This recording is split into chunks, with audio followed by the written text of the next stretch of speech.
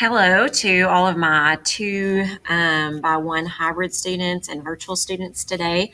My name is Miss Stewart, and this is the lesson that you are doing from home for either Monday, August 24th or Tuesday, August 25th.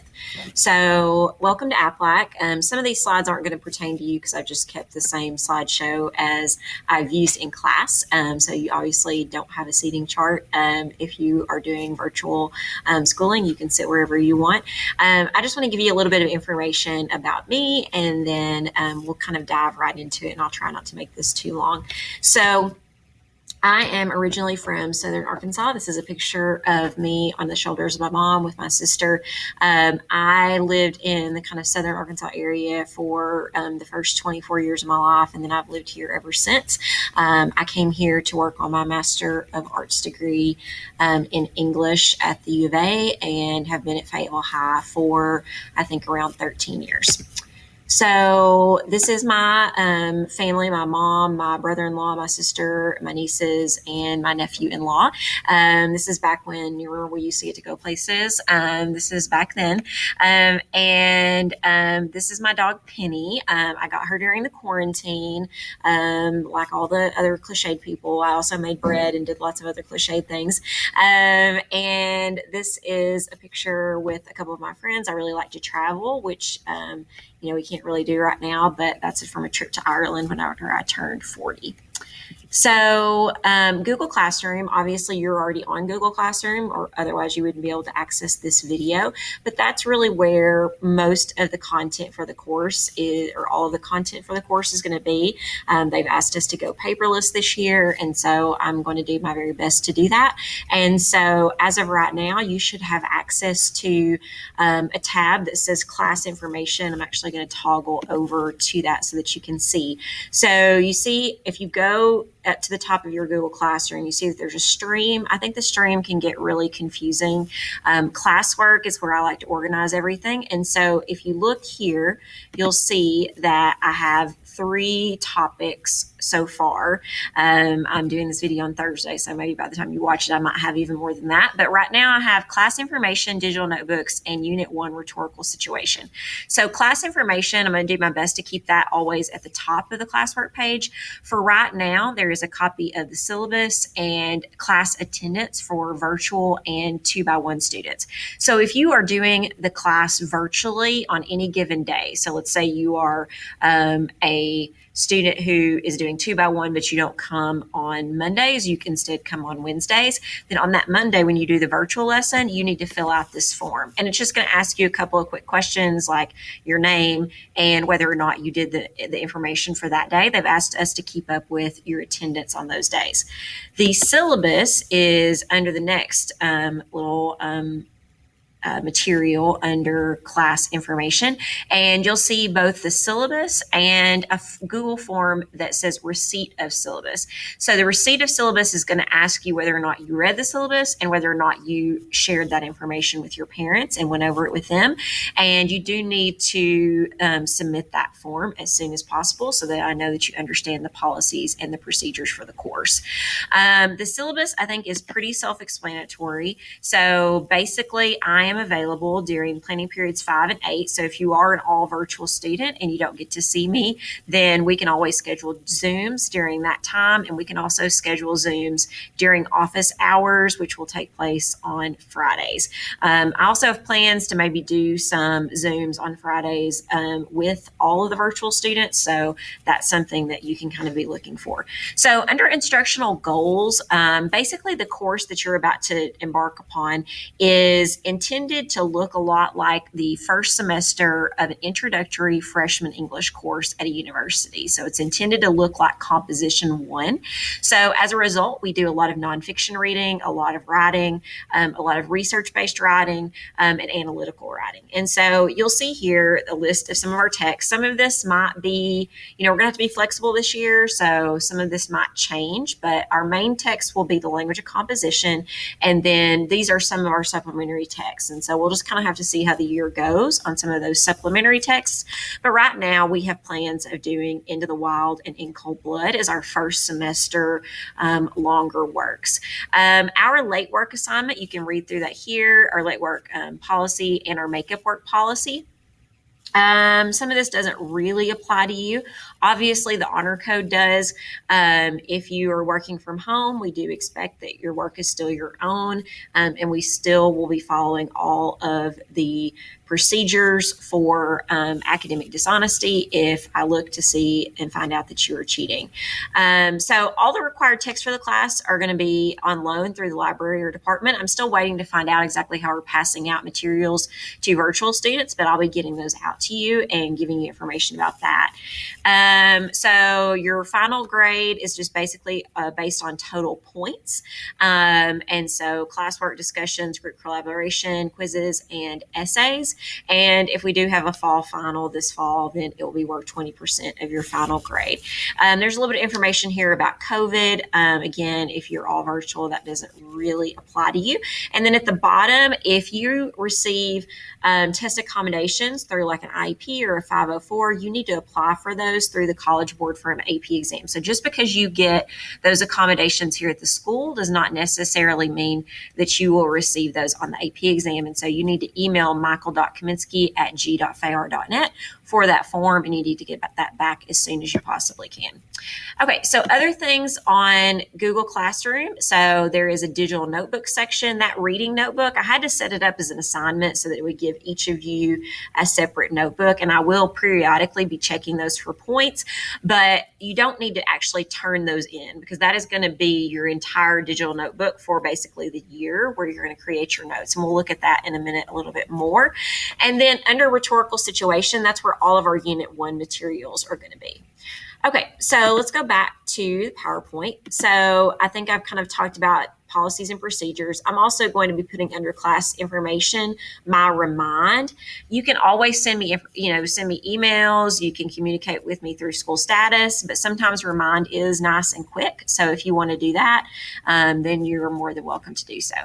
Okay, so let's get back to our lesson for today. So basically our objective for today is to understand what rhetoric is, because basically AP English Language and Composition is the study of rhetoric. And so we want to understand what that is. And then we also want to understand what the rhetorical situation is. So that's our goal. That's our learning objective for the day. So what is rhetoric? Rhetoric is the art of ruling the minds of men, according to Plato. According to Theodore Roosevelt, rhetoric is a poor substitute for action, and we have only trusted to rhetoric. According to Michelle Obama, right now, when we're hearing so much disturbing and hateful rhetoric, it is so important to remember that our diversity has been, sorry, I got on the wrong side, that our diversity has been and always will be our greatest source of strength and pride here in the United States. So since we're in an election year, you're probably going to hear the word rhetoric a lot. And so you can see that in some of these, that are really all of them, I guess, rhetoric is being looked at as being really negative, So in the first quote, it's ruling the minds of men. It sounds very manipulative. Theodore Roosevelt says it's a poor substitute for action. Michelle Obama says that we're hearing so much disturbing and hateful rhetoric. And so it's like, what is that? What does that actually mean? So basically, rhetoric is language used to persuade. So you can see why it is so heavily used in correlation with any kind of political language. So it's language used to persuade. So we're going to be talking today about rhetorical triangle. We're going to be talking about rhetorical situation. So think about the center of this triangle. This is a classical argumentation. This comes from Aristotle, this rhetorical triangle. So think about the message in the middle. So that's kind of, the whatever, you're trying to persuade us of, right? So if rhetoric is language used to persuade, then the message is what you're trying to persuade us of. And there are three key components that make up rhetoric that somebody has to think of. So I'm using rhetoric all the time. I'm using rhetoric right now while I'm talking to you. I'm trying to convince you that the content of this course is important and what you're learning is important. And I have to think about, who am I as a speaker? Who are you as a listener? And also, what am I trying to get across, right? So I have to make choices for all those things. If I were talking to a group of other English teachers, this presentation might feel very different than a presentation where I'm talking to juniors in high school, right? I'm making different choices. So if I have, a certain subject, that's going to change the choices that I make. Who I am as a speaker is going to change the choices I make, and who I'm speaking to will change the choices I make. You know that instinctively as a young person, right? If you go to your friend and try to convince them of something, it's different than if you go to your parent or your teacher. You make different choices within the message you're creating whenever you're talking to them. Okay, so what's the rhetorical situation? So the rhetorical situation is basically all of the context, and it includes the rhetorical triangle. It includes speaker, audience, subject. It includes some other elements. If you go to the digital notebook, the reading notebook, I'm going to open that up. You will see that the reading notebook is organized. It's a Google Slides presentation, and it's organized with these little hyperlinks on the table of contents. And I've already created some documents for you to look at. And so one of those is this slide, so slide 4, that basically gives you all of your note-taking directions and how to fill out this notebook. And the first part of that is soapstone. And soapstone is a way to consider, especially the soaps part, is a way to consider a rhetorical situation. Because for every piece of rhetoric that we look at, there was a situation that was informing that piece of rhetoric, right? So if, we're going to look at speeches during this unit. So if Reagan is speaking after the Challenger explosion, that's a particular moment in time, right? The country is feeling a certain way. Lots of children had watched that on television, so he's having to think about how to address them. And so what he's choosing to say is really, it's not in a vacuum, right? The context of it, who he is, who he's speaking to, what the historical moment is, all matters. And so that, for our purposes, for the analysis of texts in particular, specifically nonfiction text, is really important. So you can see here that this is just an acronym. So subject, that's everything the writer is talking about and speaking about. What are the general ideas? Occasion is basically the time and place of the piece, the context. What is the event that prompts the speaker to speak? What is the context? So like in the Challenger example, what caused Reagan to speak was the fact that the Challenger exploded, right? And so there's this great national tragedy that he now has to address. Who is the audience? So who's actually listening to this? That's one of the reasons we're starting with speeches this week, is because it has such a clear audience.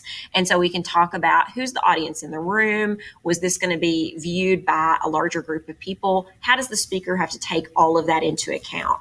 What is the purpose? So what does the speaker hope to achieve? Who is the speaker? So what's their tone?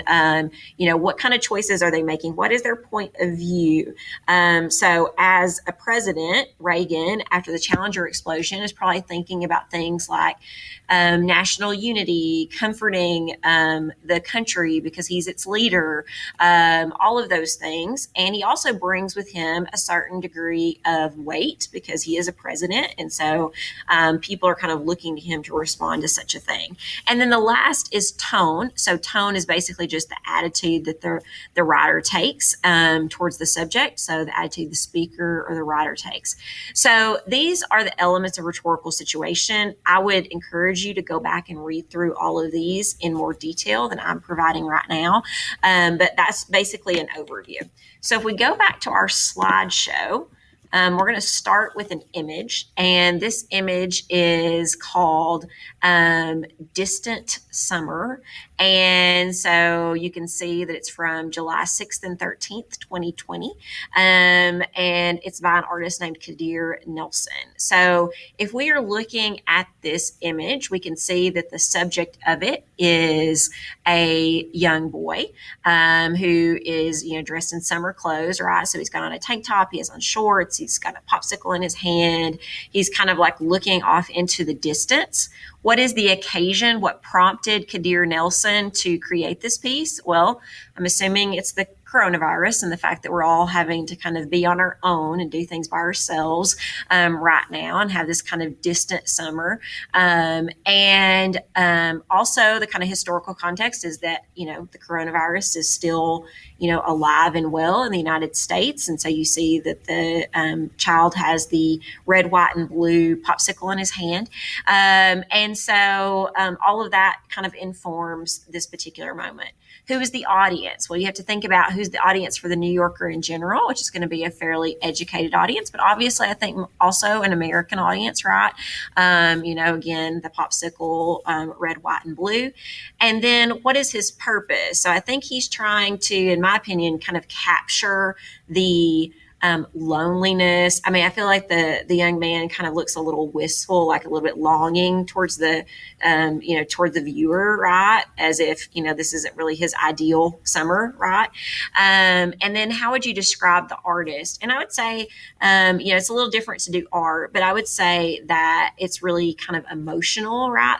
The piece is, and also very realistic in the way that he is depicting this young man, and the way he's putting focus on him, the kind of simplicity of the colors, right? He's kind of wearing the colors of the flag as well. And I would say the tone is a little bit of, kind of going back to the young man's tone of sort of a longing or a wishfulness that you see there. So you can see how you would go through the different elements of soapstone. So what I want you to do is the main part of our lesson for today is to watch and read along with a speech by Malala. Malala is well known as an advocate for education for young women. She was brutally injured by the Taliban in her home country of Pakistan for going to school. And so this is an address that she gives to the United Nations. And so what I would like for you to do is to watch it or read it or both and go back to your digital notebook and complete the first of your reading notes. So if you see here, you can see where you would put in the title and author, the date, and where you would fill this out. For now, don't worry about steps 2 and 3. Just do all the way through tone. And then I will try to give you some feedback on that. The other thing that I want you to work on is everyone in class has a flip grid that has been assigned to you, and it's basically just kind of a getting to know you exercise. So it asks you to think about your top 5, and then make sure that you have reviewed your syllabus and fill out the form that is there. So that's basically your homework, is to do those things. So hope my video wasn't too long. Thank you so much for watching. I hope that I get to meet you virtually at some point, and let me know if you have any questions.